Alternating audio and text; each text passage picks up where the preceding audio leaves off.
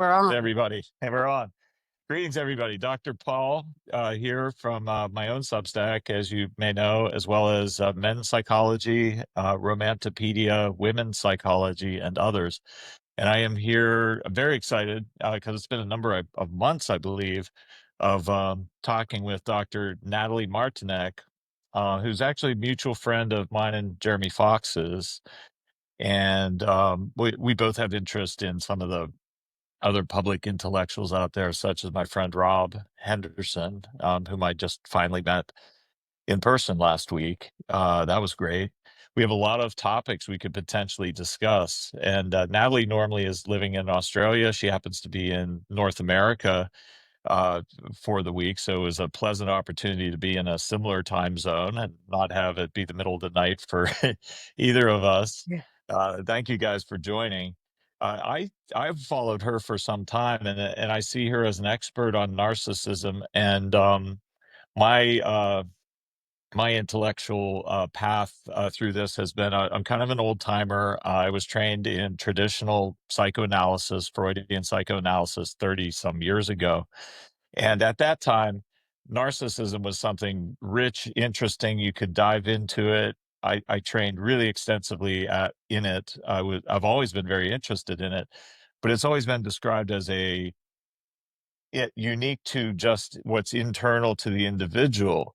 Now, Natalie and others, as well as just explosion on the internet in the past 10 or so years, I didn't quite understand why there was public interest in narcissism that I had always known about from a Kohut, Kernberg perspective in the individual. And I think it's because society, there are now narcissistic relationships everywhere and what they call narcissistic abuse now. And I didn't see that as a real and legitimate public health or academic issue until maybe the past year when I saw enough principles going on between people abusing each other. I was like, wait a minute, these are repeatable, reliable features of kind of a new public health danger, maybe not a new diagnosis, but certainly a new interpersonal phenomenon. Mm. And Natalie, I followed talking about the intimate details of this concept. And this subject I'm most interested in recently on narcissism is the notion of covert narcissism, or what I think would have used to have been called a Kernbergian narcissist, a passive narcissist, rather than an Mhm. in your face, obvious, arrogant narcissist, and the dangers of that, the secret dangers of that. And then how does that play into biologic sex? And Mhm. I just want to start by saying I firmly believe and have been taught always that narcissism is a feature of the higher brain, of the executive function, the conscious mind, making moral choices, which has nothing to do with sex.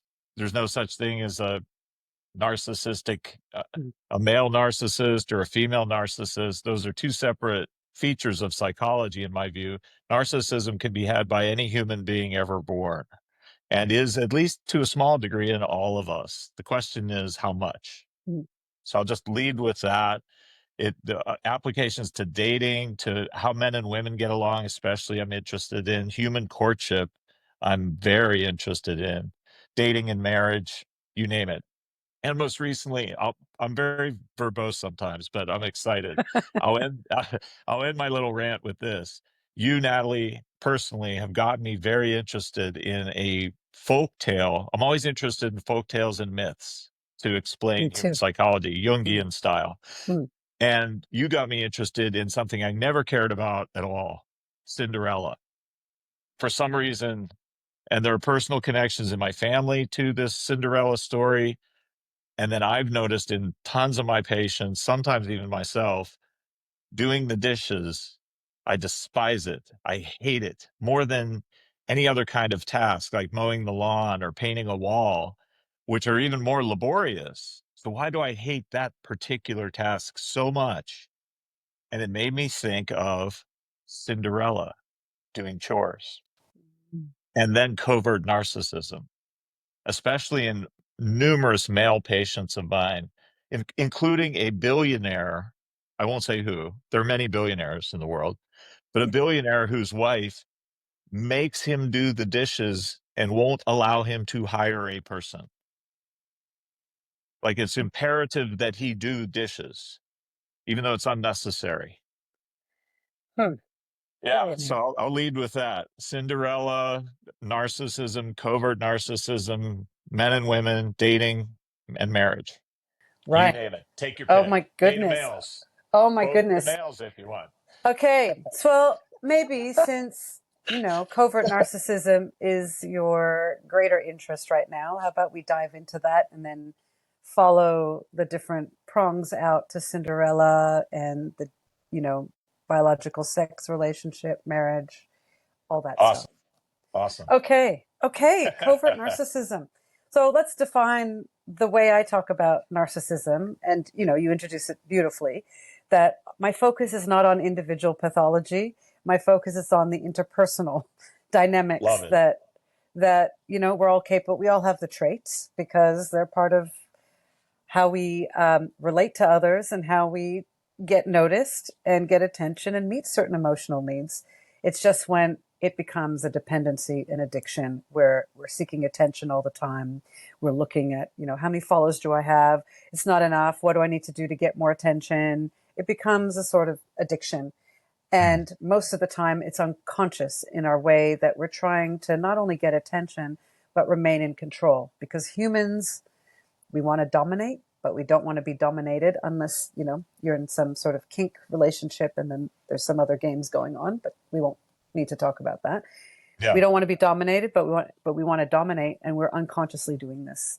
A lot of the time in our relationships when we're feeling maybe a sense of insecurity or a sense of inadequacy or, a not good enoughness or something is at stake. And therefore I need to present myself in a way that might make me become more in control of how things unfold between me and somebody else. So that's what makes this approach to understanding narcissism or interpersonal narcissism difficult, because there's lots of ways that we behave to, take control and be in control and control other people's narratives and the way they perceive us that we're not even aware of. So when you give feedback to someone about what you notice them doing in their behavior, they're Mm. like, I don't know what you're talking about. That's just your problem. You're being sensitive. You're looking for things. You're making stuff up. It's like, no, I can see a pattern and I'm just trying to help you be aware of it. And that person can't hear it because this is just part of their defenses against feeling shame or feeling lesser, inferior.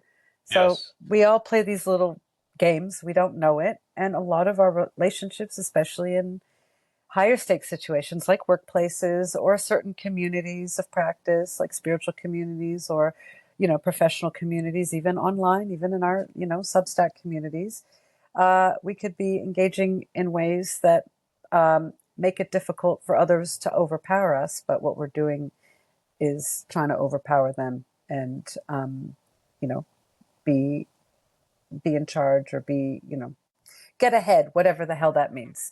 So Right. Right. You're. so this is the thing. So we play these things out unconsciously a lot of the time, and then there's those who do it quite consciously, quite deliberately, calculated, Yeah. and more Machiavellian, and pulling Mhm. people's strings, or the puppet master, and just being entertained by seeing how they can control people and create drama. So that's a whole other kettle of fish. I like to talk about the nuanced sort of middle of the range that's I less love it. interesting, less Love it. interesting, but is a cause of lots of suffering and strife in our lives. Uh, Used to be less interesting to me because a passive person, a passive narcissist, a Kernbergian, I think it's Kernbergian rather than Cohutian, narcissist, um, seems harmless because of their passivity, right? mm, And that's why I've always ignored the covert narcissist as something to study. But it makes me want to get a little bit into males and females for the reason that just because somebody is good at something doesn't mean that something is part of who they are. Like if I'm mm, good at soccer playing, that doesn't mean that I that only people like me can play soccer. I just happen to be good at it. So I think of males and females in a Jungian sense where we all have a conscious mind and we are all equally capable of a high IQ, of career success, of finding love, marrying, having children, being competent intellectually and consciously. But you mentioned the unconscious. And when Jung talked about the unconscious, he often talked about this thing he calls archetypes, right? Mm. Masculine and feminine archetypes, he would call them. That to my mind today, that simply means there are masculine and feminine instincts, period. In biologic males Yeah. on a bell curve, there are masculine instincts. They operate in certain unique ways. And there are feminine instincts in the biologic female on a bell curve that operate in other unique ways. Mm. And that's expressed very clearly in consumerism. When there's money on the table, people get deadly serious about what's true. And there are definitely male products and female products. Things only males buy, females don't. Things females buy and males don't. And so I want to make mention that these instincts don't make one a narcissist, but we know from the big five that males and females tend to tip a little one way or another in some of the big five Mm. traits toward being more passive or more active and in your face. I don't know if there's ever been a study that there are more female covert narcissists and more male overt in your face narcissists or not. But that doesn't mean gender carries an amount of narcissism. Yeah. Uh, there's, when I'm always asked, because, I don't, again, look at the clinical Yeah. side of things. I'm the behavioral side of things. And I'm always asked, are there more male to, in terms of ratios of male to female narcissists, which one's higher? And I'm like, they're narcissists across the board. But Right. we also Yeah. have to look at it on a spectrum. And is somebody behaving in these ways full time or part time in certain contexts? And some of that can be what looks like narcissistic behavior is an expression of distress and also a product of being assimilated in a certain workplace environment, for instance, where certain behaviors are favored in order to get ahead. So you kind of adopt them in order to play the game and not get crushed. Doesn't mean you're a narcissist full time. This is just what might give the appearance of narcissistic behavior.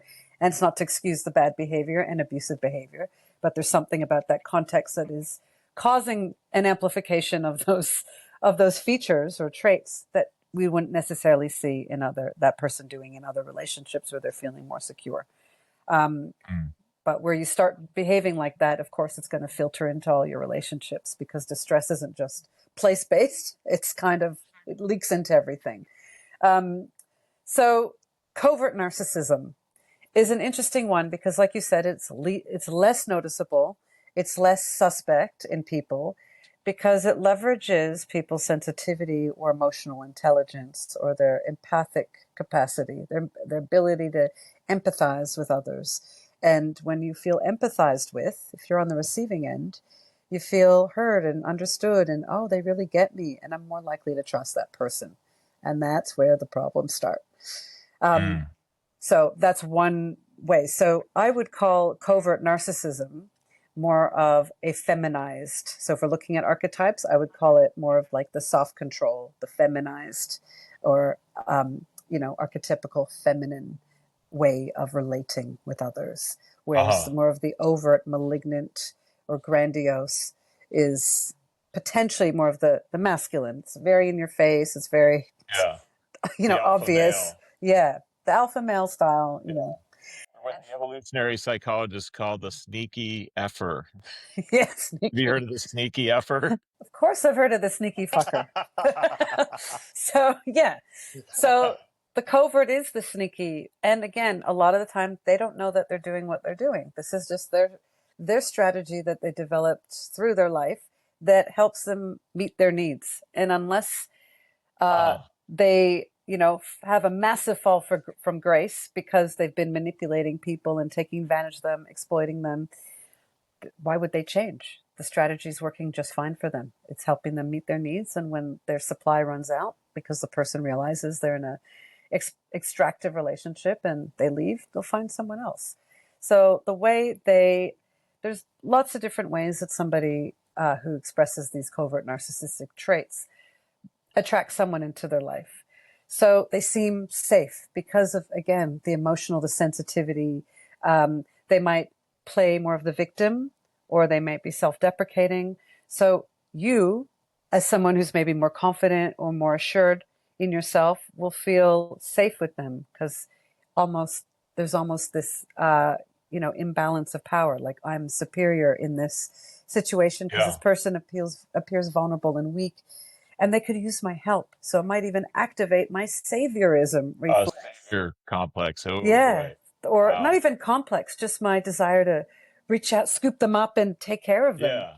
So, Yeah. which You might I'll, get a lot of juice out of that. yeah, Any healer, even a good, truly good and self-aware person, gets a lot of juice out of doing good deeds. exactly. Yeah. Yeah, so it activates that reflex, the desire to help and be of service to others, especially when you feel they need it. They're not necessarily asking for help, but the way they're coming across and making themselves vulnerable or appear vulnerable, or like more, you see them more of like the a victim role without, victimizing them, or not even if they have been victimized by another person, just that they're a little lesser than me. So they're safe. And that's how this plays out, because it's not safe. It's actually more destructive than your obvious malignant, Oh. grandiose narcissism, because you could see what's going on. And you go like, that guy's an arrogant asshole, or that woman's full of shit and Yes. full of herself. I'm going to like take a step back. Whereas this That's person, incredibly insidious. In yeah, fact, if you're trying to use your spidey sense, your radar for people as an empathic person, and you meet a person, I used to call this the child with the gun problem. What's more dangerous, an adult man with a gun, or a toddler with a gun? yeah, I don't know. I mean, but that's kind of what we're depends we're on the man. talking about. Yeah, Yeah, that depends on the man, but the baby doesn't even know what the thing is, and it's yeah, waving it around, right? So yeah, so you can't even tell, because the person isn't purposely trying to deceive you, so you won't even see any signals of lying yeah, or purposeful manipulation, because they really believe what they're yeah. saying and doing. Yeah. And so a lot of, I mean, I've been in spiritual communities, and a lot of people I've encountered fall into this sort of covert, vulnerable, narcissistic, you know, spectrum, or this, the traits. And because they capitalize on, these healing gifts they have and their sensitivity and their intuition, but it slowly becomes a way for them to control you and basically make you do what they need you to do for them, but it won't be reciprocated. But they'll continually expect you to save them, look after them, give to them, serve them. But they will be like, but I'm the healer, and I'm, Yeah. so there's that play. Um, Mm.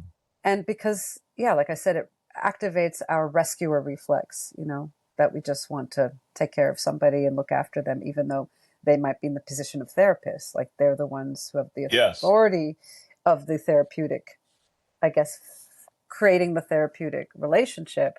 But meanwhile, you're the patient, but seemingly in the driver's seat.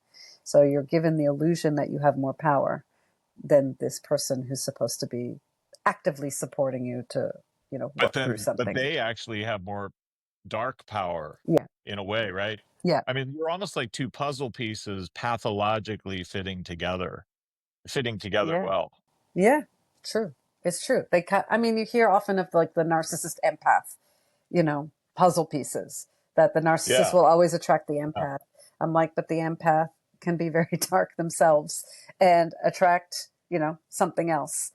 It's not so simple as like the narcissist empath. Like, we like to oversimplify things, but there's a lot more Could complexity this and be nuance. is this what the musician Sting's song "Wrapped Around Your Finger" is about? Yeah. I'll be wrapped around your finger, but then at the end, you'll be wrapped around my finger. Yeah. I'll make you think that you're wrapped around my finger, When but what you it find your actually is, servant yeah. is the master. Yeah, I'm exactly. quoting his song. I mean, it's Then you'll find the perfect. servant is the master. I wonder what Sting went through in his relationships. But He went so through a that's, bad first marriage, yeah. actually. Yeah. Well, there you go. there. Get lots of inspiration. Use your pain to help others. King of pain. He Yeah. became a king of pain, right? Yeah. Yeah. So Anyway. that's the covert. So I see that more as the feminized way of relating. So capitalizing on, women. So the, archetypal woman of like creating, organizing and being able to, create circles of women or build community for a specific purpose. And they use relational skills to do that.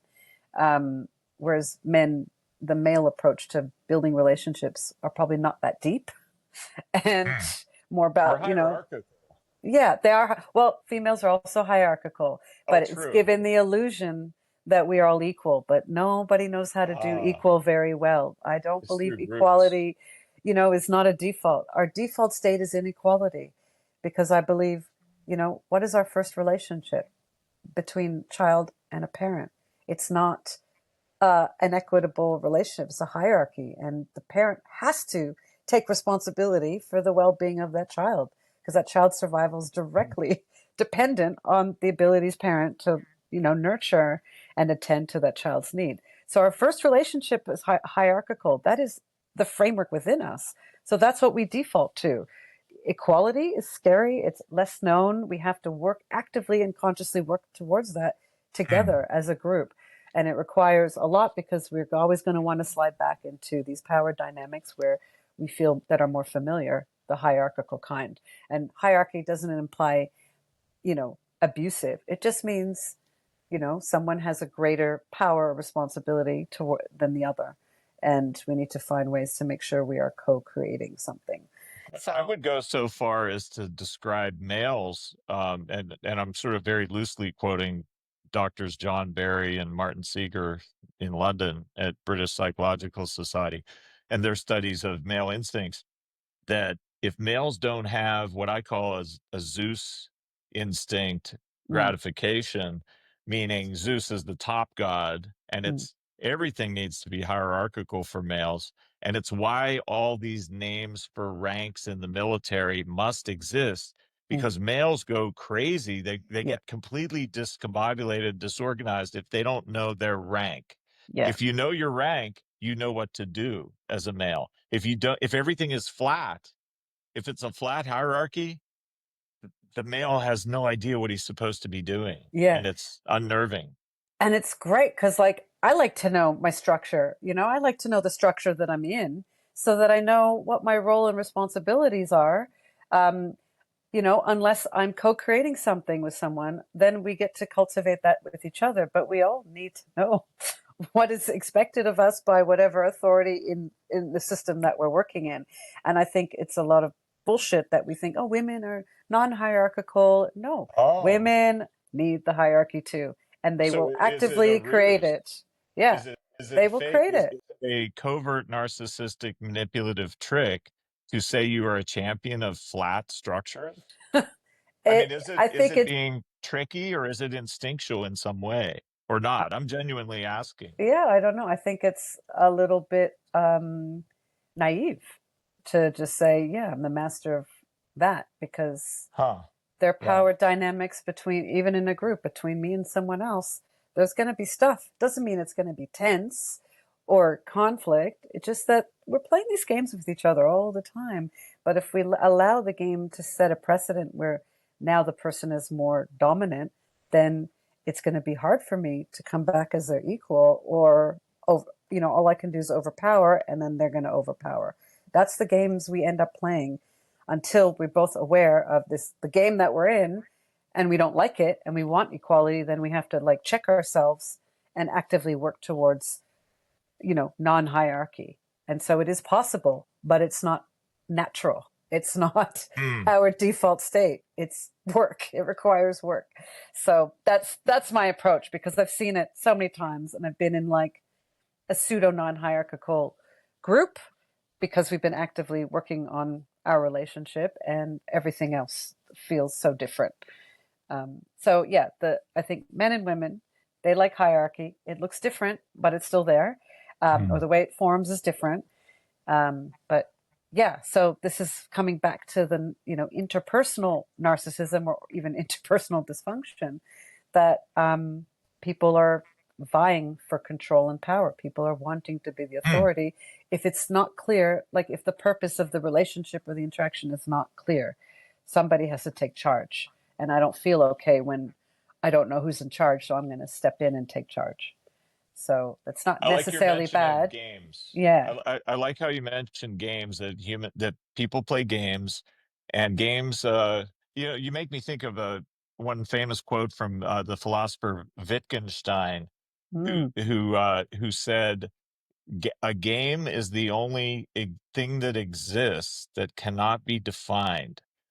For example, some games don't have rules, some games don't have a goal, some games have only one player, mm. some games have numerous players.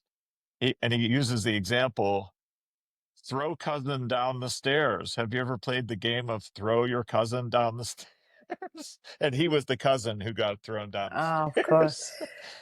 Yeah. And there's the Yeah. game that everyone thinks they're playing, but there's the hidden game, unfolding underneath. So I Yes. see this, tons of my clients are dealing with workplace situations, scapegoating.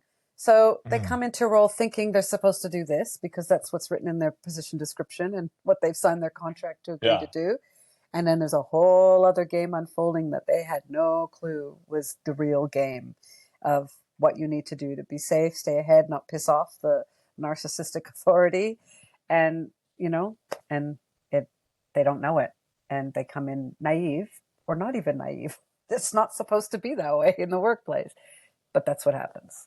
And So, because of your work in seeing patients that are within marriages where the person seeing me is trying very hard to be the best husband they can be or the best wife they can be, because of your work and this topic of games, you've made me realize that, and this is what I tell clients, um, if you're playing the game of love and the covert narcissist is playing the game of what's in it for me, the rules aren't the same, yeah, which is why you could be the best possible husband or wife in the world.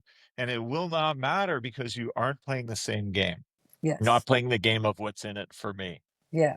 Your rules are completely different. Your expectations are completely different. You're in two parallel worlds, Yeah. just Yeah. not doing it together. But you think you are. The surface looks like you are. Yeah.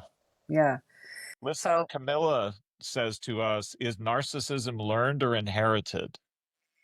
oh, again, it I, depends I on have which a definition. But I have yeah, a you go ahead. traditional answer, but I have a Yeah. traditional answer. It's that they used to call personality disorders character disorders 30 years ago when I trained. That was accurate. Personality disorder is not. I don't believe that's an accurate description because that's a style not speaking to maturity level. I Yeah. think the more mature you become of character, the less narcissistic you are. And so narcissism is always learned.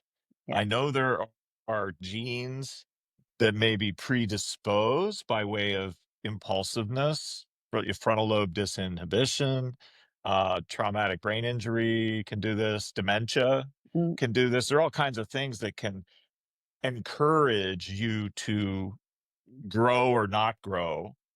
But narcissism, I firmly believe, is not a learned thing, but a thing whose opposite you just never learned, mm. which is character maturity. Yeah, I would. That's what I Yeah, think. that aligns with my thinking as well. I see it more as I look at things through a developmental lens and ecological lens.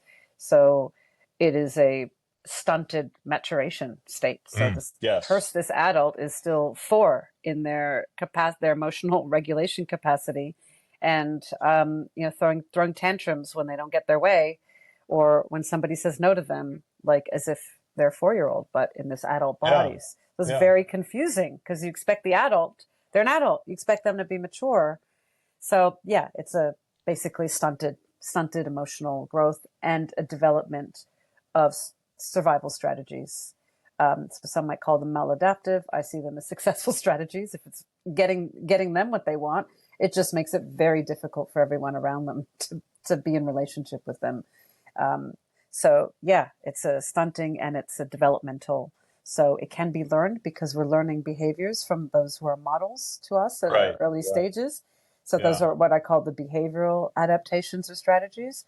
But the character stuff, the emotional stunting, is like, you know, a It's product of, just mental yeah, arrest, developmental developmental arrest. arrest. Yeah. Yeah.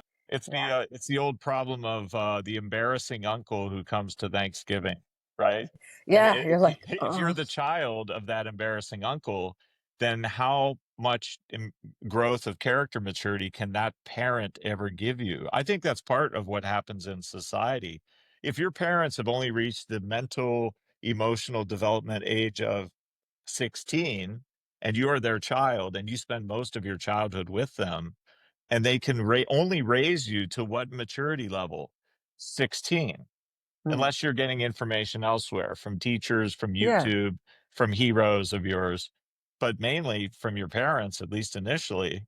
You can only grow to 16 yourself, and you're probably not even going to reach that if Well, that's that's your biggest why, influence. yeah, if that's your biggest influence, but I know that's not the only influence unless they're Right. totally sequestered away from the rest of Right. society and other, Right. potential authority figures. But yeah, Yeah. there's the ecological perspective where they can have multiple influences and some could have stronger, weaker, Yeah.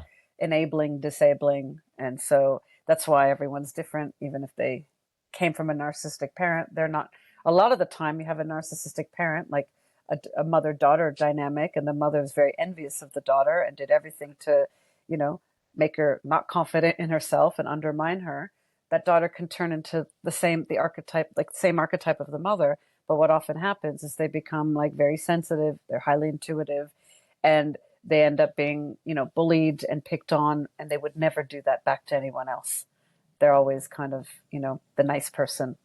And yeah, so they have to learn how to be less agreeable and assertive and, not put up with shit. And rather than thinking, that parent was the model and the child is going to be exactly like the parent. That happens, but not always. So Hmm. who else was thrown into the mix that influenced that child to develop differently? Yeah. What do you think of mother daughter narcissism or abuse or authority hierarchical challenges between mothers and daughters, and that whole spectrum between good character and high narcissism? Yeah. How Of the does it work? child or the parent who's the, more What are the narcissistic? dynamic Oh possibilities? my Like, what God. I mean, are there categories in your mind, like a I'm good sure there outcome are. versus bad outcome? How do you contrast mother daughter as different from father son, let's say? Yeah, so mother daughter is like a lot of the competitiveness among women is driven from envy. And I'm like currently drafting something on envy again Mm. because I keep coming back to this topic. Because unrestrained envy, I mean, we all feel envy, but if we act on it and we try to subdue the person that who has a higher status and we want their status, we want to replace them, then we have problems. Like it's pretty shitty thing to do. Um, so the envious mother and the kind of naive, unaware daughter, like if we're thinking about when their daughter's growing up, that's one category. And the daughter will do everything to morph into what the parent wants, but the parent will never be clear about what she wants. So you're always second guessing. So you never develop a sense of yourself where you know what you want and you know what your value, you know who you are, because you were never internalizing a clear picture of yourself through what you were Mother? through the mother. I think mothers have a huge role in our identity Like an formation. introjection. Yeah, The daughter introjects the mother. interjects like in It inter. takes in her essence, I her her power, her her. instinctual knowledge, her I think she takes on the negativity that is projected onto the daughter, so it becomes the daughter's inner voice. So the oh, daughter okay. that internalizes the mother is like the envious bully. I'll call her a bully. Yeah. You internalize the voice and then you have this inner bully inside you who's constantly criticized that you're always like feeling like you're not good enough, you're a shit person, you're the problem in every situation, you don't deserve to live. Like that's the kind of inner voice. Whereas another version is an externalized, so the daughter becomes a bully and Hmm. you know puts it out onto everybody. So those are, you know that's a very black and white description, but those are possibilities that I've seen. The original, branching a little to Cinderella, if you like, the Yeah. Brothers Grimm original version was representing the father as truly a beta male father, and the mother was not a stepmother, but an actual mother, a biological mother. And they decided we better soften this for society and make the mother a stepmother. Ah, She was a more biological acceptable that the, mother. yeah. Yeah, So we make the stepmother a complete heinous bitch, yeah, when the yeah. mother was a complete heinous bitch. Yes. Degree of separation from deep, deep trauma. Because it would be a little easier, I would imagine, for a step parent who is cruel to you, for you to say, well, it's a step parent. Yeah. I could get over this. But if it's my actual biologic same sex parent, Yeah. God, that'd be so much more hurtful, I think. The mother wound, I think, is the worst betrayal ever. It's the worst. Like, you The know, one who brought you into the world. yeah, who betrays you, and like, you know, uh, what's the word? Not disapproves, but yeah, Well, worse. yeah, worse. Could and I wished, well, I've known people, females, women, whose mothers, several have told me this, whose mothers said, I wish I had aborted you. Isn't Yeah, that it's just, yeah, horrible? yeah, It's the most unimaginably it's cruel. hurtful thing to It's say, I cruelty. wish I didn't create you. That'd Yeah, be like saying God saying, yeah, I wish I didn't create you. yeah, yeah. It's exactly it. Because the parent is like the God figure, you know, Yeah. and it's absolute cruelty, sadistic. It's the worst betrayal that, uh, and of course we can say, well, the mother's really wounded to say stuff like that, and who knows what she's been through. Actually, don't give a shit because you know what you're saying. You know what you're saying to a child, and you're projecting all your hatred and pain at that child. They become your scapegoat, for Hmm. everything that you couldn't deal with. And so you've just like dumped all this negativity that they internalize. They take it all in, and becomes part of how they see themselves. And they're not aware of it. And as they grow, they're, eventually, hopefully, they become aware of it, because it would, some aspects will be barriers to relationships, Hmm. to success, professional success, a variety of things. So, yeah, they kind of might have occupied the like deepest circle of hell, for doing that to their own child. Is it curable? Is that curable? Or is it irrevocable, irrecoverable? I think That it wound. depends. I think it depends on the individual and their resourcefulness and what they draw on to, make sense of it. I don't think you can ever walk around in the world going, I'm okay, everything's fine. My mother hated me, but that's her shit, not mine. Da da da. Like, does somebody get to that point? I don't know. Yeah. But Hmm.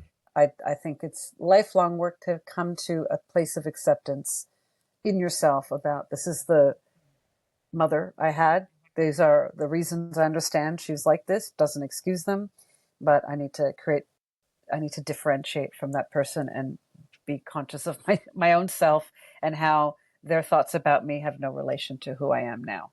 So that would take quite a process to get to that point where you feel more at peace with the situation.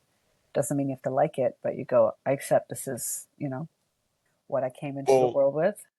I wonder then about digging into Cinderella a little.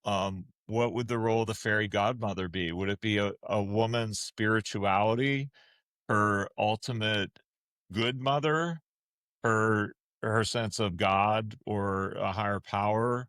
Because the fairy, you can either believe Cinderella was the total imagination of a poor girl living in an attic and forever working for these narcissists in the family, just a fantasy, Mm, or you could believe it actually happened, or it's a suggested path for women, not unlike the story of Psyche and Aphrodite. Psyche, Eros, and Aphrodite is written by Robert Johnson, a Jungian analyst who wrote some great books, one called She, one called He, and one called We.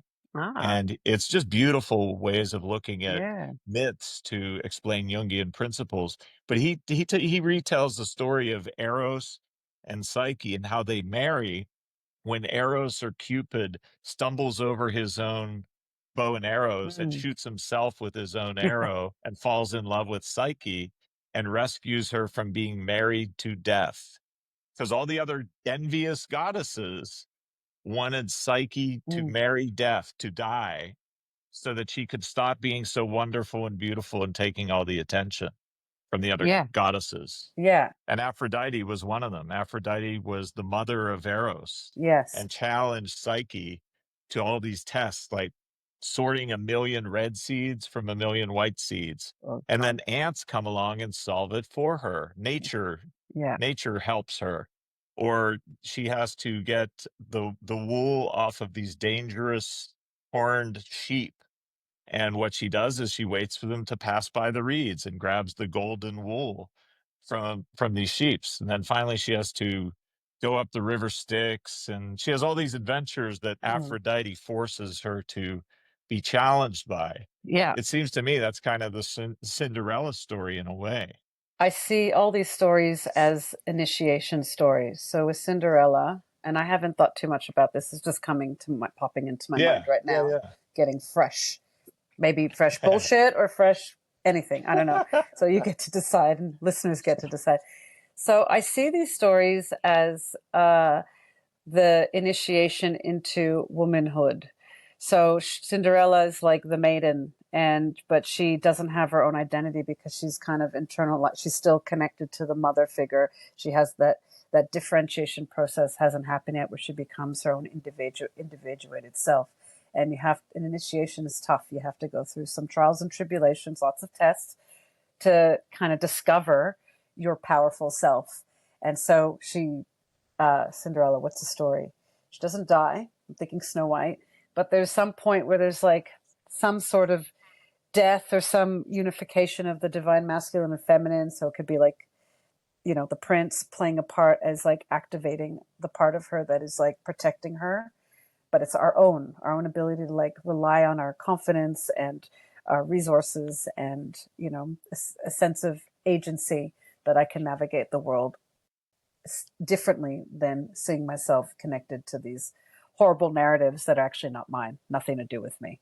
So she's going through a process to shed that stuff. And she needs, and the fairy godmother's divine support, the goddess or, some higher power deity that is always there and reminding us that we are powerful, we're divine, we're child of God. And just we need these little boosts throughout our lives. And if I could reflect on my own life, yeah, that's been apparent where I've had these like random things come in when I needed it to give me what I Yeah, needed through another yeah. person, through nature, whatever. And it's like helped me discover the things that were always in there. But they're, you're born into a more limited state because of the restrictions that, authorities' narratives place on you. So you have to kind of discover that a lot of them are bullshit, and discover things that are useful, shed the things that are Mm. not useful, and that's how you kind of grow. So with the Snow White, falling asleep is kind of like the ego death state of an initiation process or part of the process of growth and differentiating into yourself versus you in relation to who you are seen by your family. Well, because of your work, once again, that might be why I was never interested in Cinderella as a myth, because I already had the Psyche myth to try to understand women from a Jungian sense. Why Cinderella? I think what's unique about Cinderella is Aphrodite was not a narcissist. Aphrodite was just being a mother-in-law Mm, saying, I am a worldly wise woman. You are new to my son, mm. and you've now married him. I want to bestow my wisdom on you by putting you to the test. And I know you can do Yeah. it. Yeah. I hopefully you will win. But in Cinderella, because of all this new terminology surrounding narcissistic abuse, like the narcissistic fog, I had never heard of that Yeah. in years past, or devaluation or Mm, gaslighting or all this stuff that goes on in Cinderella. when she has the opportunity to go to the ball, when stepmom says, well, you can go too, along with your stepsisters, only if you do every single chore first. Mm. And then she does so. She works hard and gets it done. Yeah. But then the stepsisters tear her dress to shreds or something, and they Yeah. steal one of her shoes, and her shoes are bad, and she has no transportation to get there. That's when the deity arrives, the fairy godmother, and maybe that's a woman's faith in herself. Maybe not. It doesn't have to literally be a higher power. It could be just having faith, daring to go try to and to poke your head above, to have a little chance to look barely above the narcissistic fog and say, wow, there's a world out there. Yeah. Maybe I can have more than this Yeah. for my You, life, more than this abuse. yeah. You don't know what is available to you if all you've seen is crap until you get a glimpse of not crap. And then you're like, oh, I want that. I want to get out of this so I can have that. But a lot of people don't know what their options are unless they have viewed something different, or they have an influence in their life that sees potential in that person and says, actually, you have all this potential. I could see you doing X. And then that person's like, really? I never thought of that before. Yeah, let me help you. So those are the divine supports that I call. And, the being shed and shredded clothing and not having anything, being stripped bare of everything. This is kind of like, again, part of like a spiritual growth where you have to like surrender everything and discover the things you do have, but you have to kind of surrender to that higher power that, like, I have nothing. Everything that I have comes from not me. I mean, I can create all these material things, I can work hard and make money and all that, but ultimately it comes from a source, and I'm surrendered to that. And then once you've reached that surrender point, which often happens when people reach rock bottom and they finally go, shit, I need help, or I need this thing, or I want this thing. How can I do it? Because I can't see how that can happen. You're kind of opening or allowing the divine support to give you what you need, not what Mhm. you want, but what you need. So those tests, like Aphrodite put, her daughter-in-law through, is not because, oh, this is going to be good for you. This is like, you have to do this to kind of see Right, what you're made of. And these are the right. things you have to go through. And it's hard and it sucks and it's painful, but you'll get through it because there's going to be all these things along the way that will support you. Like women in the military who say, embrace the suck. Yeah. This Yeah. sucks. You embrace it. It's what you've got to do. There's something about Yeah. discipline and sacrifice that, as much as I hate those things, they're Right, massively right. important. So all the sweeping and stuff built something for her, built a Yeah. foundation for her that helped her at some point, even though And it's the not connection's not passive clear. Oh, to yeah. receive, to perceive of the work, the resources you have at your disposal, no matter how scant they are, for you to recognize them, see them, and figure out, what can I do with these scanty resources, and for it to seem like the world is just, you're privileged or something, to use all the woke terms. Like you're given too much as a You woman. must give me. Yeah. Things are provided to you so easily. You're just so privileged. But no, it's not a passive stance at all to be pregnant and become a mother. That's an organic process. I think of pregnancy as being the natural. You do hard work in pregnancy, and yet it also is happening for you and with you Mm. organically and naturally. Yeah, it's hard work, but yeah, there's a process being done to you to transform you from woman to Yeah. mother. Yeah, or Yeah. girl to mother, however, depends Yeah. on the young. Yeah. Yeah. And then the continuous process of matrescence, once you become a mother, it doesn't end. Like, things are still being done to you, just not necessarily aware of it. So that goes back to the narcissism, because you're talking about being aware of the resources you have. Like Cinderella, took advantage of what she had, even though it was quite limited.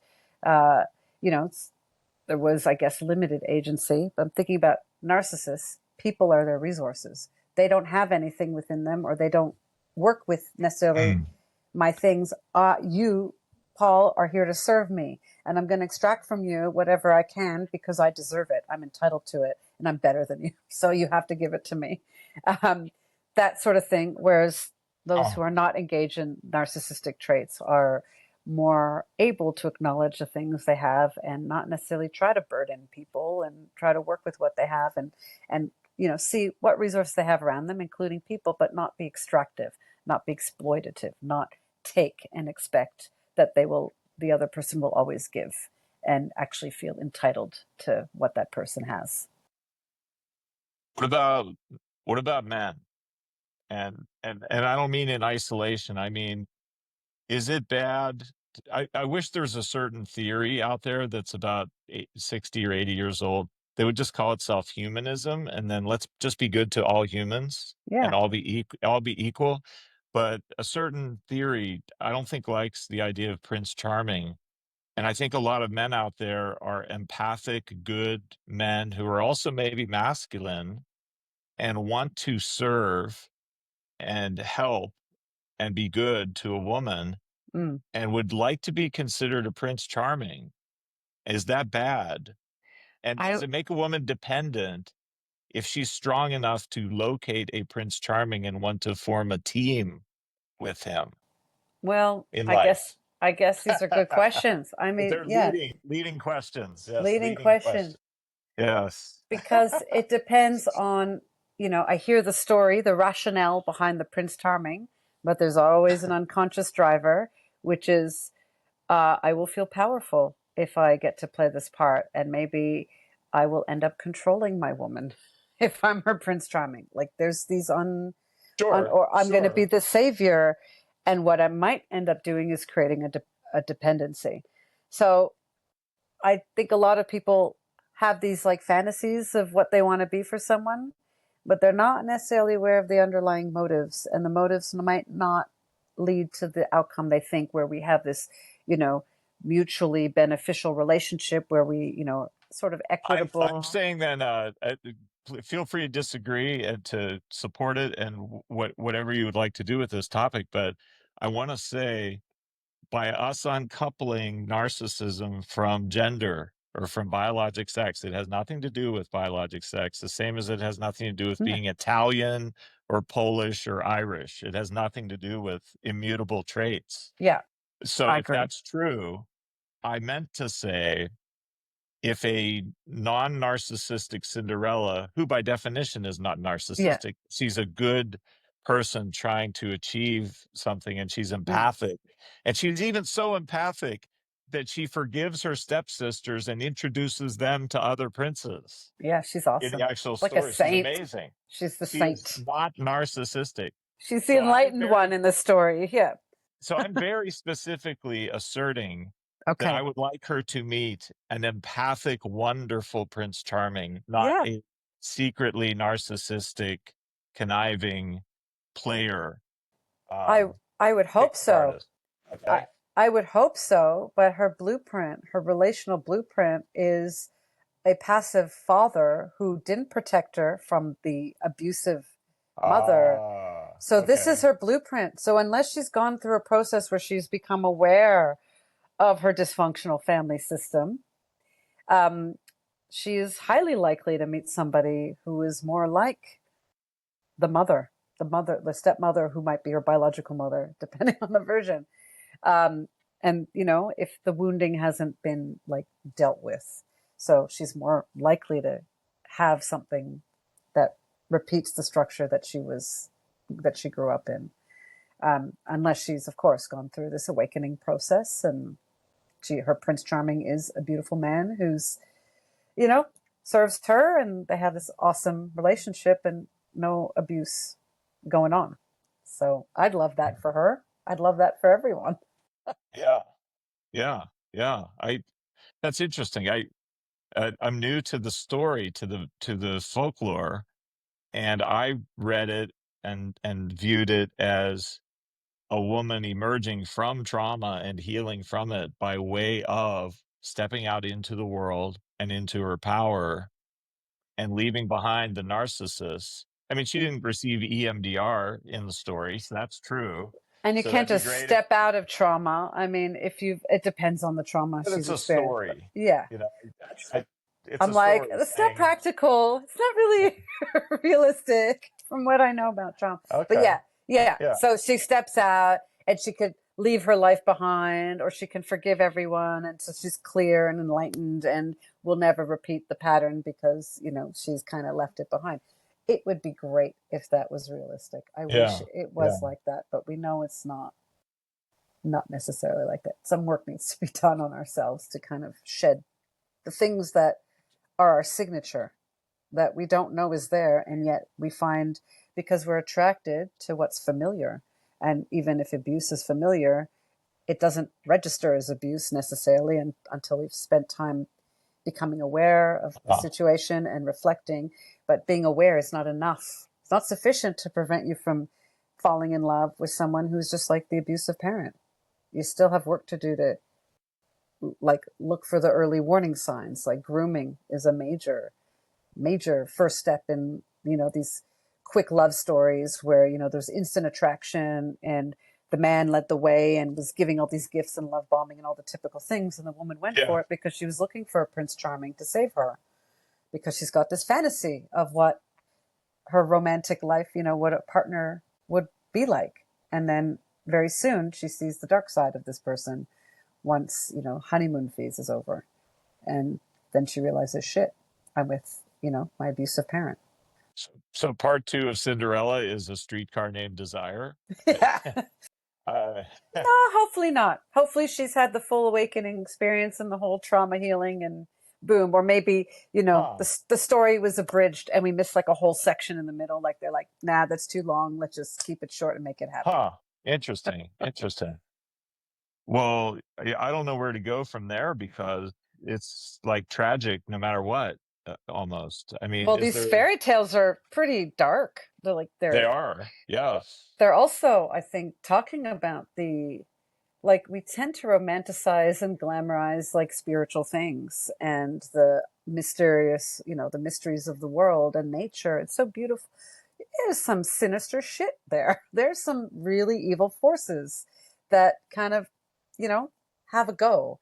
And I think a lot of these stories are trying to highlight that. And a lot of them are cautionary tales, but we don't, Hmm. they had to be introduced in a way that are palatable to children. But if you dig deeper in the myths behind them, they're not necessarily beautiful and touchy, nice feeling. They're kind of gory and like awful. So, Yeah, yeah. yeah, I think yeah. like comedy, they're supposed to be truth telling about human behavior, but instructive. Mm, And even tragedies are, my understanding of Shakespeare, for example, is tragedies are warnings of what not to do mm, in order to have a good life instead. yeah, Don't be a Macbeth, don't be a Hamlet. yeah, Don't be a Romeo or Juliet, by the way, yeah. either. Don't be as trusting as Julius Caesar. Yeah, right.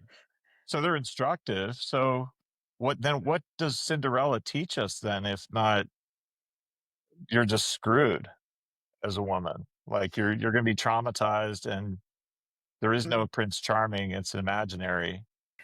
No, I I think, mean, what do you think it yeah, is? I don't think it's, I don't think that story is doom and gloom. I think it has doom and Okay. gloom in it. I think there's that hopelessness in it, or that sense of powerlessness that everyone could relate to, a sense of powerlessness at a time in our lives. I think it's, you are not what your family, you're not the role that your family put you in.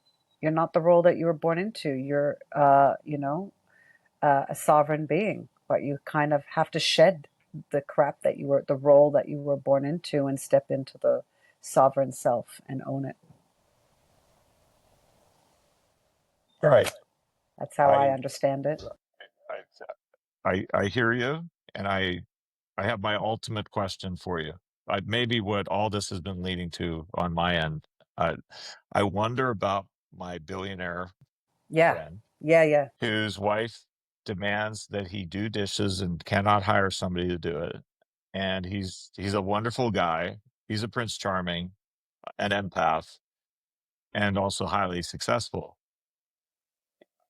I took a reading of Cinderella as like a twist on it is Cinderella had the empathic goodness and character and faith in herself and in the world too, Mhm. once she saw a little glimpse of it, to believe that there could be real mature love, uh, regardless of not having done EMDR and all the things you do to heal of trauma. She skipped all that part, but that she found she could find mature, empowered, romantic love, and did not make him become her. And I think this whole it's back to the data on the third biggest divorce Mm, factor being chores. That also led me to the story of mm, Cinderella, because I was like, how could chores, a meaningless thing, mm. destroy a marriage? It's just chores. Who cares? Yeah. But it turns out it's important. And this billionaire story is reminiscent of this. Isn't that a covert narcissist Cinderella? A narcissist Cinderella who insists on making the man be a Cinderella Mm. instead of just letting him be a prince, and let's hire someone to do the dishes? Who Uh, wants who wants the money? yeah. It's their Uh, business. It's what they do for a business. yeah. And it's like, it makes me wonder what's going Is there a on. And it's, narcissist Cinderella? That's what I I really don't want to want to, ask you. Are there I, narcissist Cinderellas? I Is don't that know real? because it's not about the dishes. In my mind, I'm like, yeah, we could focus on the chore, but it's not about the dishes. What's going on for her that the dishes, what does the dish doing the dishes symbolize? Because if that's the only chore she's Yeah. demanding that he does, that they don't hire anyone for, then I'm like, it's not Yeah. about the dishes. There's No, something he's else not going on. allowed to hire anyone for anything. He has to do his own laundry Okay. as well. And he can't dry clean it. He's not allowed to take it to a launderer. What about suits? He has to do it himself? I guess he does, yeah. He hasn't No, gone that into the makes no details of the sense. garments. Okay, yeah, like I'm curious Yeah, about the yeah. situation. Um, yeah, that's an It odd seems to me that demand. It's the odd. spouse insists on the person suffering Yeah. what she maybe feels like or once felt like. I And don't could know. that be generalized in Well, was he marriages, always maybe? a did she marry him as a billionaire or he became a No, billionaire? he So became one were they in a recently. were they in a like crappy financial situation? Or- Probably So entrepreneur, an maybe entrepreneur. it's her way of him staying connected to who he was and not losing him to the kind of Uh, elite billionaire. This is her attempt to kind of hold on to the isn't part that of him. controlling? It is a bit controlling, but it's because if she's not articulating it, she's not Okay. sharing her rationale. Like, I want you to be, I just want you to stay grounded. And this is the way that I help you stay grounded. Because if we pay for everything, what if we lose it all? And, we've become dependent on these things. Like, there's some Uh, fear going on.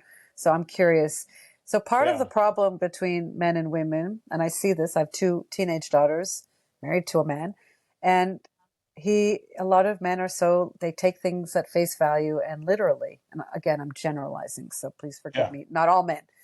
Um, but men need to I'm taking learn. you literally Yeah, and at face value. well, I'm trying to be direct and, Yeah. not mince words, but Yeah. Yeah. girls, adolescent, teenager, they're still forming. They don't know what they want and need and things. They're just kind of Yeah.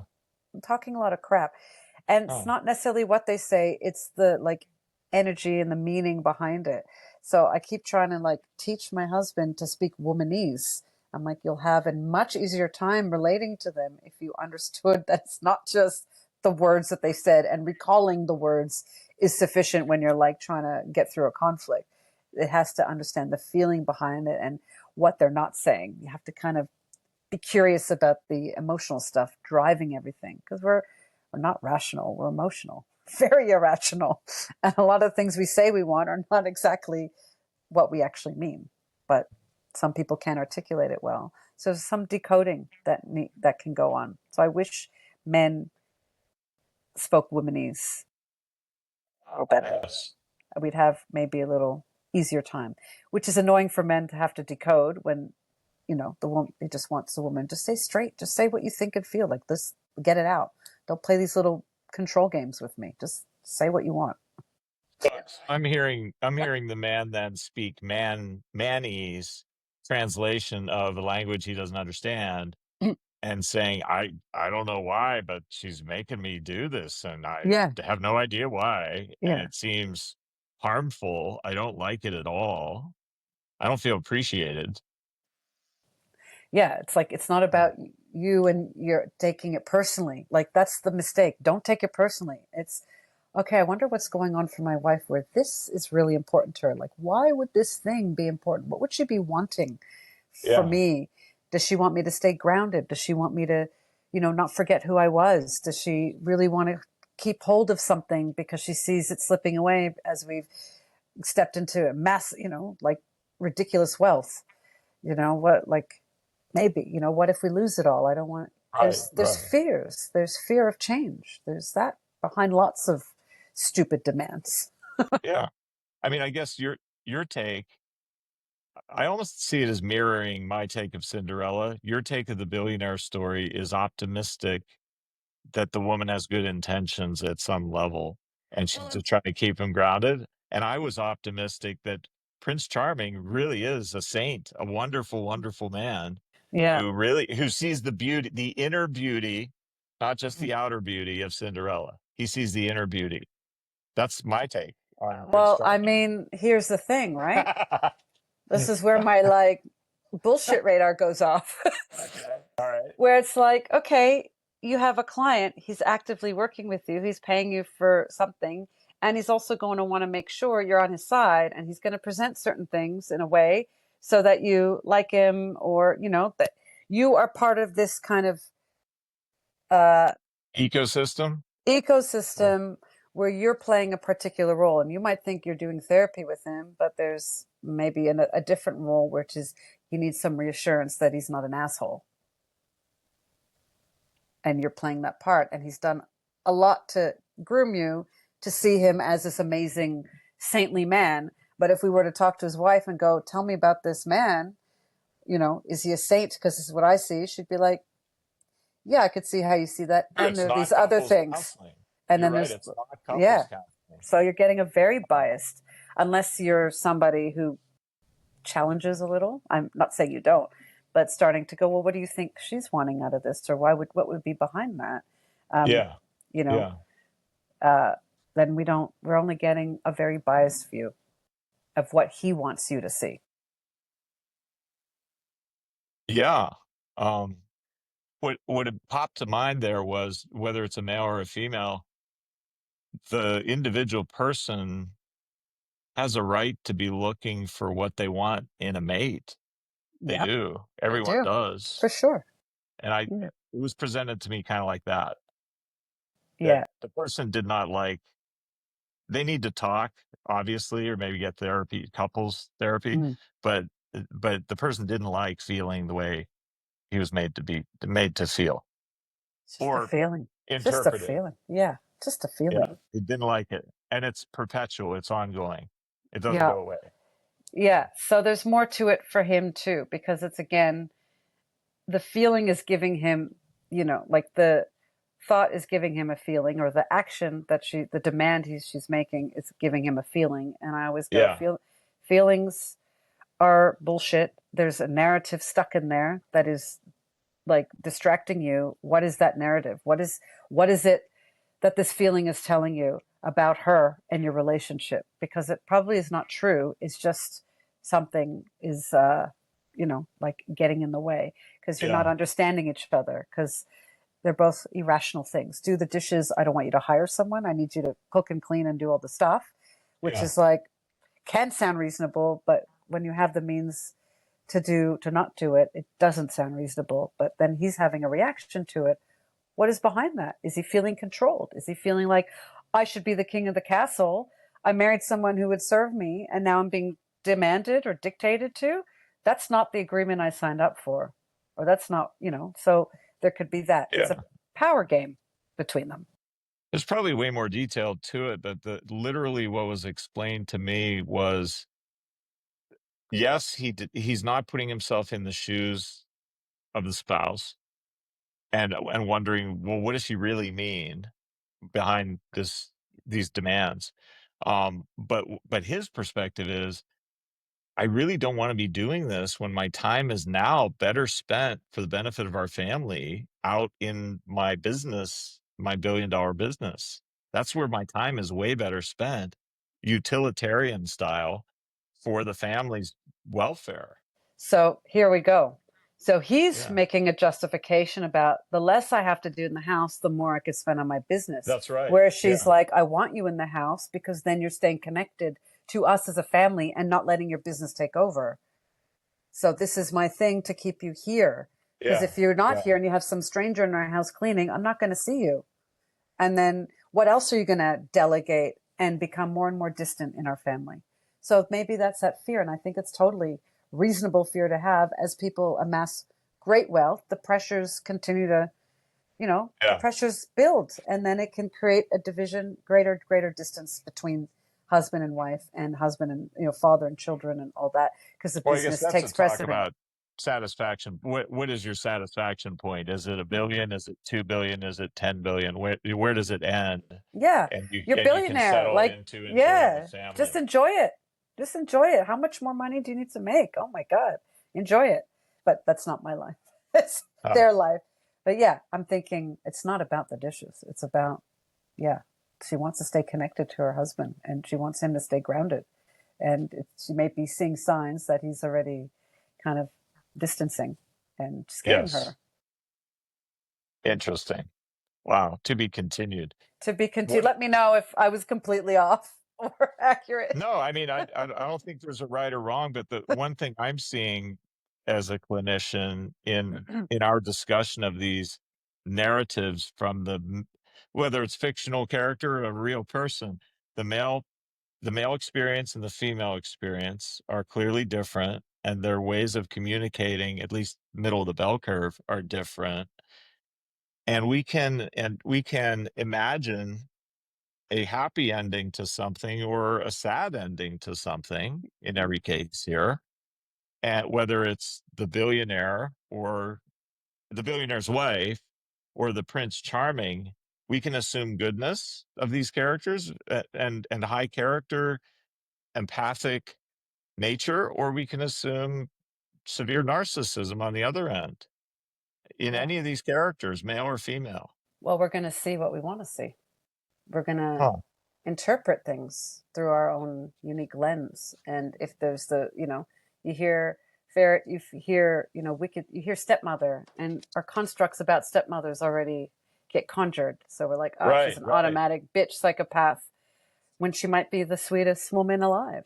So that's part of us and what we want to see. We're not these unbiased things. We're quite biased and prejudiced in what we, how we interpret things.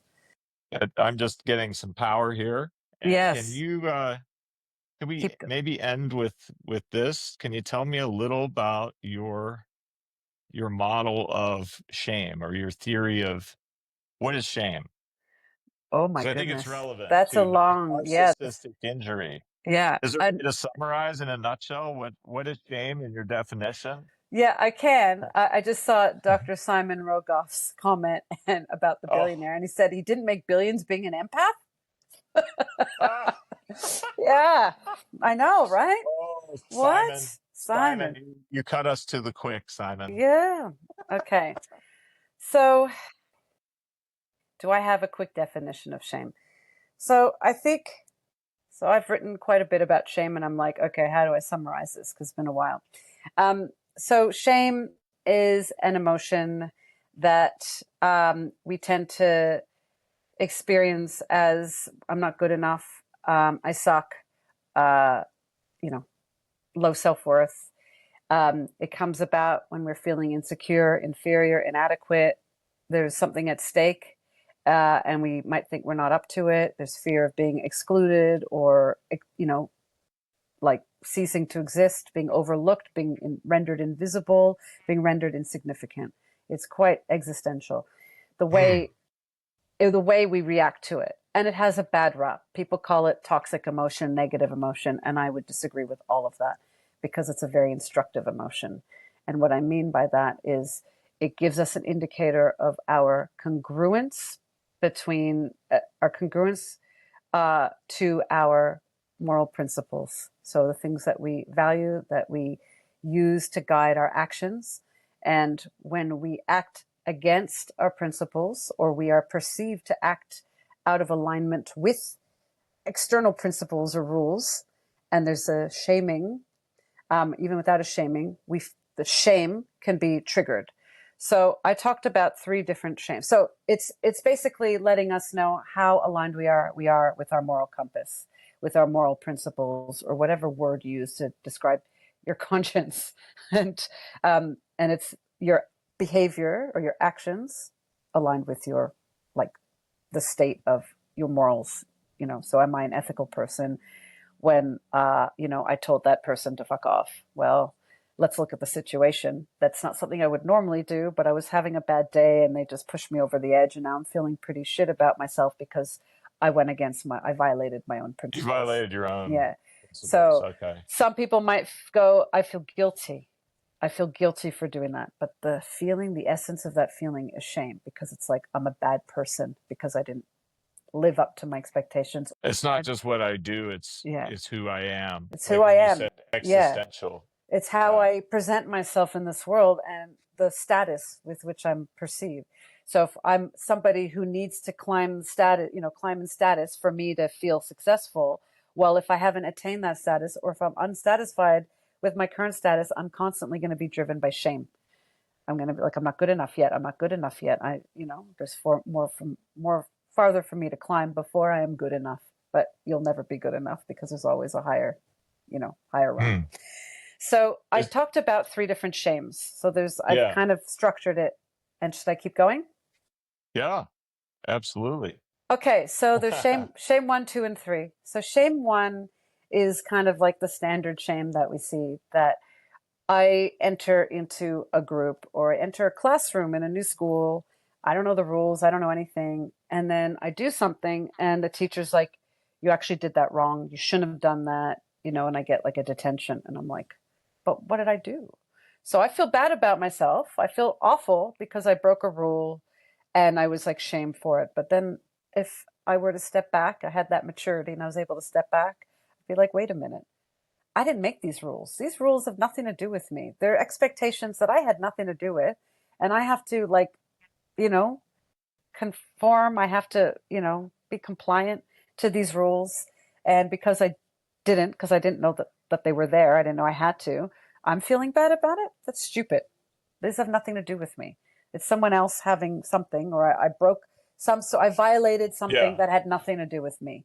They're not my rules. They're not my principles. Maybe my principle is I want to get along with everyone. I want to be liked, and I don't want to misstep. But I can't think I'm a shitty person because I misstepped, especially if the rules are not something that are significant to me, but they're rules that try to guide Hmm. people's behavior so that there's some social cohesion, or the authority has ultimate control over everyone, and that's how she, keeps unruly high school students calm and compliant. Yeah. So Yeah. that's shame 1, and that's common, right? So you do something, you're online, you say something, and all of a sudden you're attacked because you said it the wrong way, or you didn't use the right pronouns. And so And it's your words. And if your yeah, words are coming from the heart, then it's part of you. Like yeah, your words that you said are part of you.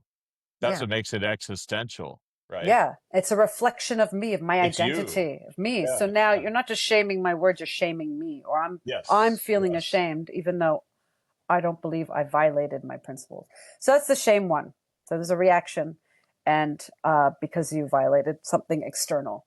The next 2 are the violations of something. The next one is about violating something internal. And so shame 2 is more related to the onset of moral distress and moral injury. So, so if you know about moral distress and moral injury, you are witnessing or a participant in something, a situation where you're doing the wrong thing, but you feel obligated to violate your principles in order to fit in or not be shamed or whatever. So you are consciously or even unconsciously going against your Oh, like personal the principles. Stanford prison experiment? Is There's that like that. Yeah. Yeah. So, or the P. Diddy trial? well, the people who I mean, participated in anything to do with Yeah. Epstein, and and have a Yeah. conscience. They're the ones who Yeah. are connected to their morality, but they found themselves in the situation where their success was at stake. They're looking for status. They It made those suspended the things more, rules. yeah, they Yeah. suspend the rules, but they can't sleep at night because of it. Ah, okay. So you're feeling morally distressed. And if your violation of your principles actually caused harm to somebody else, so you're harming yourself and harming someone else, that's where, and it happens more than once, you Ah, can enter into moral injury land. So you're like that's the an distinction. accessory to Yeah, you're something, complicit. accessory to something bad. Yeah. Yeah. So you're the Mhm. victim because you violated yourself and the oppressor at the same time, or the perpetrator Right. and a victim Mm. to yourself. And then there's the to the other person who was hurt because of your Lord of the action or inaction. Flies. Yeah. Oh, yeah. So, like, and Uh, communist attempts in Eastern Europe, and yeah, so those things where people had to willingly go against any moral principles, but they went through a process of brainwashing and demoralization to get to that point. So a lot of people didn't even have a moral compass, or was recalibrated based on what was expected of them in order to survive and be favored by the state or the authority. So that's another process, but yeah, driven by shame. And lastly, the third shame is you're connected to your moral principles. You know what is the right thing to do in order to create a change in a situation. So if you're in a narcissistic relationship or a power imbalance relationship and you're sick of being on the receiving end, you have no say. Every time you try to speak up, even if you're gentle, you're experience backlash. How dare you, after all I've done for you, what demands, all that. You make get these accusations, so you're less inclined to speak up for yourself. But not speaking up is causing you pain because you're like, I can't be in this anymore, I need to make a change. So I'm going to decide to start to assert a boundary. I might not say I'm doing that, but I'm going to take an action that is more aligned with my moral principles, what I know is right for me in this situation. But in doing so, I'm going to piss off that person because I'm going against a precedent. I'm interrupting a dynamic that's already set. But I need to do it in order to be more sovereign in this relationship because I'm controlled and it sucks. So you're going to piss off. So you do it. You feel good that, like, I finally said the thing that I wanted to say in the way that I wanted to say it. It felt good in the moment. The person, maybe received it well or not. I don't know. But in the end, they're not going to be happy about it. And so you come away and you're like feeling good. And then slowly you start to notice you're feeling guilty. You start feeling ashamed. You start feeling bad. You start feeling worried about that other person or the relationship. So you start to feel shame, but it's from doing the right thing.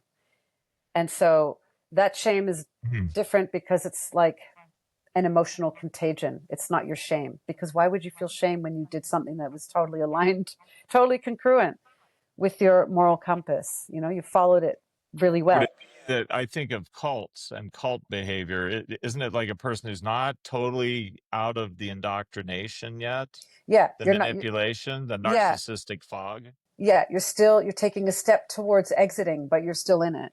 And these Uh-huh. are the things you have to do, and expect that you're going to feel shame, expect that you're going to feel guilty, and not go back on your word, because you're going back.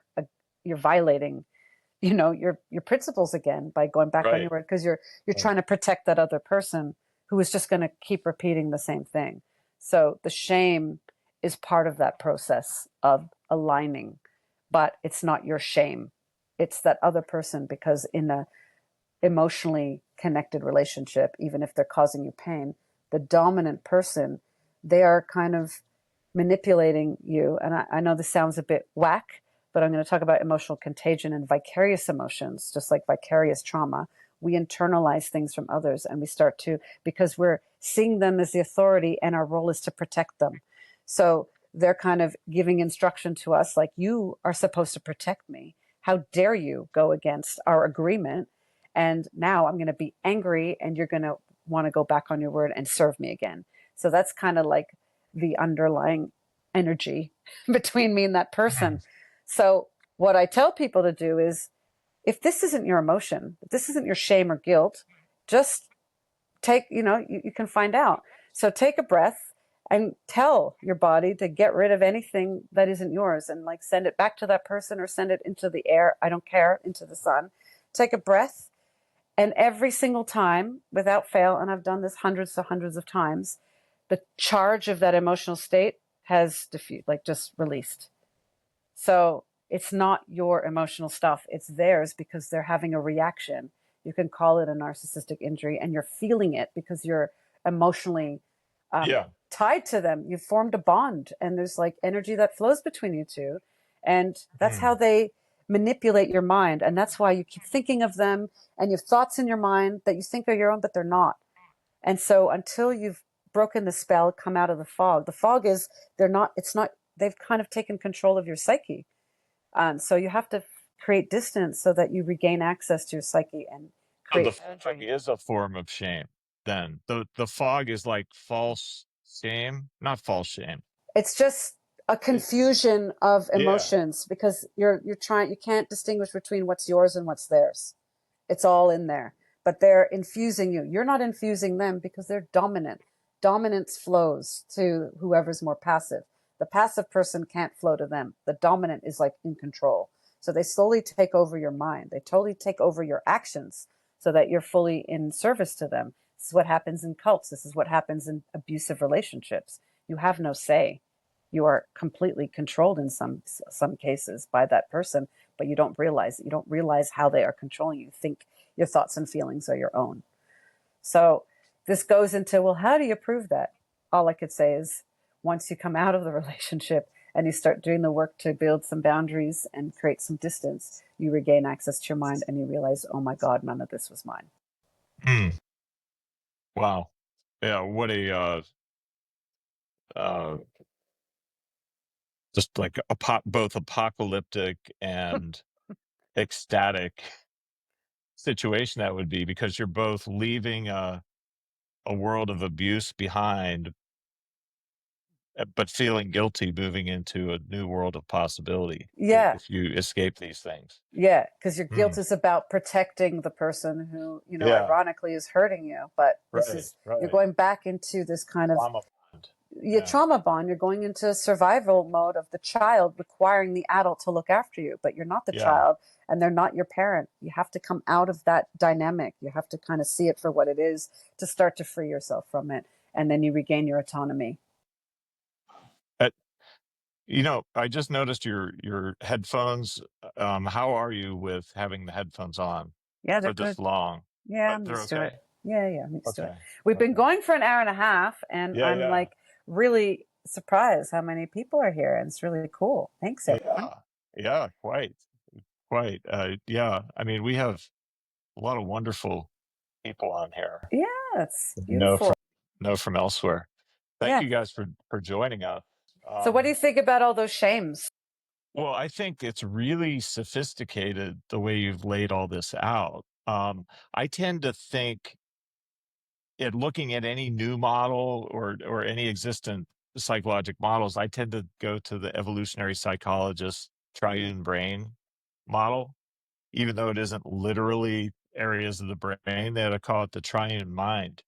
But I think in terms of software packages, reptilian, therefore unconscious, Mm, id based, yeah. mammalian, limbic system, emotion based, and then cerebral cortex and intellectual and moral choices. Mm, And for me, that's where guilt exists, is out in the world, in our actions, in our morality that is conscious and chosen, actual decision making.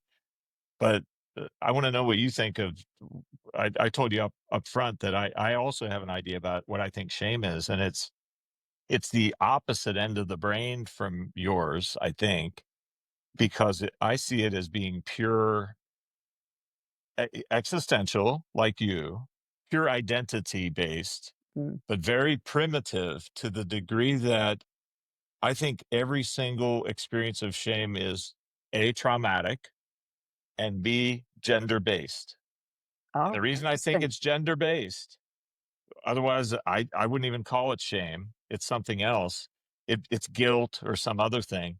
I think it's gender based, meaning biologic sex based, because I know for a fact there are masculine instincts and feminine instincts, and Freud called it libido, Mm, which doesn't mean sexual appetite, as you know. mm, Libido means life force, yeah. existential energy, the Mm, energy of life, which for a male partially comes from the generic equation of Darwin's survive long enough to reproduce. So the survival variable, which is shared with women, mm, they have the very same things. We don't want to die. There's that, but there's also reproductive variable, mm, which for males is what we all call masculinity. Not all of us, what I call masculinity, and for biologic females in the middle of the bell curve, what I call and many call femininity. And those two things um, are expressed into the world via a whole big set of masculine instincts and a whole big set of feminine instincts for the female. And so that when one of those instincts is squelched, is slammed, is blocked, is cut off, that's what shame is. I think. mm. I think there's male That's really shame and interesting. female shame, and that they are different. Yeah, and it'd be hard to tell, as a male can only know their maleness, and a female can only know their female Don't you experience think, of though, it. vicariously, though, you can know a lot about males through having treated so many or seen so many? Like, I would go to a female neurosurgeon. In fact, my neurosurgeon is a female. She's amazing. I would just want Should a I not very go to skilled her? person. I don't care what they are. I just Okay. want skill, and I don't care for their politics. Can you, Yeah. fix my brain well? Great, awesome. I'll take you. Um, Yeah.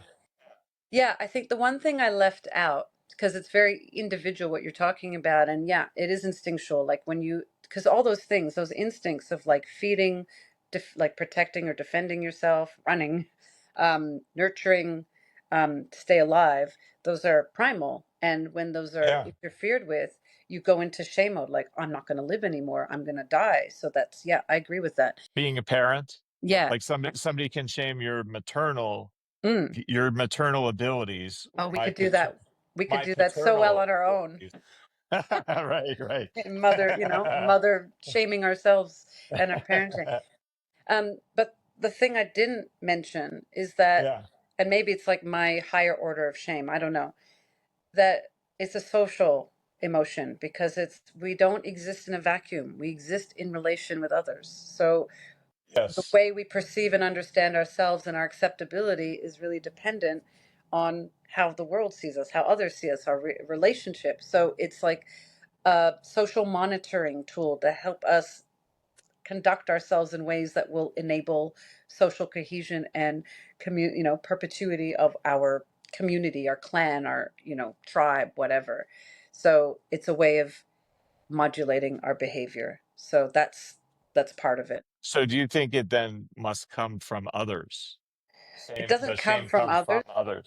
No. The way we're shaped, the way we see ourselves, are definitely influenced by others. We're not this like, oh, I only see myself. No, we internalize Right. lots of stuff since we're born. So the way Yeah. we are seeing ourselves and the way we express ourselves has been influenced by so many different factors and people and ideas.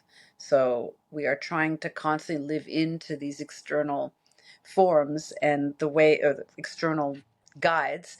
And I think as you get older and mature, you stop caring so much about the external guides, and you start needing to live up to your own sense of morality, and learning how to calibrate that wherever you go, because every context will have different requirements for conduct and Hmm. staying true to yourself, or not compromising or violating yourself because you experience it enough, and you get depression and so many other things. So you hopefully learn over time how not to be walked over, but how not to walk over other people, and how to just behave in a way that is aligned with how you want to see yourself and how you want to move in the world and how you want to be seen, without necessarily caring about people's opinions. Just you know, I don't want to be seen as an asshole. It's important to me that people don't see me as an asshole. So it's a monitoring. I like that. It's a Yeah. monitoring It's a tool, would you monitoring. say? Yeah. Yeah. Yeah. So it's both an internal state, but also it's affected by what happens around. interpersonally. Yeah. So Um, everything is interpersonal for me. There's no, and it's moral. yeah, it's It's around your moral in the, moral principle or your norms, your values, the things that you try to live by. They could be religious, you know, yeah. doctrines. It could be spiritual principles. I call them moral principles and moral behaviors. So the expression of those principles in a context, in a relational context. So that's what I mean. Whoa, that's like two working parts almost, because I mean I don't want to keep you on that keep you on the air endlessly, although I could, and although many of the people who've written in here would like that. People are saying this could go, this is very rich and it could go on and on and on, and I'd like Yeah. it to. I'll just say my one last thing on this subject would be this: that it feels like you're addressing the moral, the required decision making or free willed function. Otherwise, it's not morality if there's no decisions involved. So it's decisions are happening in what you're saying, Mm. which sounds to me like that makes it conscious. And my model is looks at it as purely unconscious about our immutable personal traits, like me being a male, or you being a female, or being being born into a certain nation or a certain culture. It's the way you were born. It's immutable. Yeah. That's what I've always thought shame was, Mm. is bullying the immutable in others, Yeah. harming their immutable traits of identity, Yeah. Yeah. I not think, their choices. yeah. I thought that's guilt. I think it's not always decision because I'm not conscious of what I'm doing all the time. I'm not, True. but so Yeah. upon reflection of a situation that I've kind of played out unconsciously, I make certain things conscious. And in that process of reflecting and examining my actions, then I'm realizing, this is is how I behaved. And it was incongruent with I'm less my, than. I'm less than I could have been, or like yeah, I'm less not living than up I to my wanted to be. standards. Yeah. Uh, So next time I need yeah. to correct myself. So I need to like apologize or do something that is Wow. corrective so I can make align better with my morals. So it's complex because it's not just like a Yeah. Yeah. one moment thing that's instinctual. Instinctual, there's no conscious. You're just doing it because it's part Yeah. of our like survival mechanism, our primal function, and it is immutable. It's just how it is. But there are things that I think we can modify ourselves Yeah. in non life or death situations. Like when you're hangry, you're going to be like, I look at my kids, look at myself, you're going to be a dick. You're going to be a dick Yeah. and you can't help it. Yeah. Yeah. Maybe you can modulate the dickiness. You're like, I'm really hungry. I need to eat. I'm sorry. I'm sounding really tense, but I got to. Whereas, the kid is like, I need to eat now. Oh yeah. Oh yeah. I went through that yesterday, not once but twice before getting on a plane. Yeah. Yeah. Have you ever seen Fred Flintstone? When Yes. Fred Flintstone is shamed, his whole body shrinks. Like Yes. he Oh, yeah. becomes very. Small. That's shame, Yeah. right? Yeah. You're a smaller Yeah. person than And you you're want to like capable. crawl in a hole and die or never come out. Yeah. Yeah. Yeah. Yeah. Cringe. Yeah. Yeah. Wow. Well, listen, thank you. I don't want to take even Yeah. more of I your want to take time, more of but your time. everybody really likes it a I lot. so It's too. great to talk to you again about yet more subjects. That's really cool. I'm Yeah. going to look into art. Can you send me some articles Yeah. specific to shame Yeah. I'll send you all that my you've done? goods. I'll send you the things, all the things. Um, you can be a dick of cards. Yeah. Thanks, Geraldine.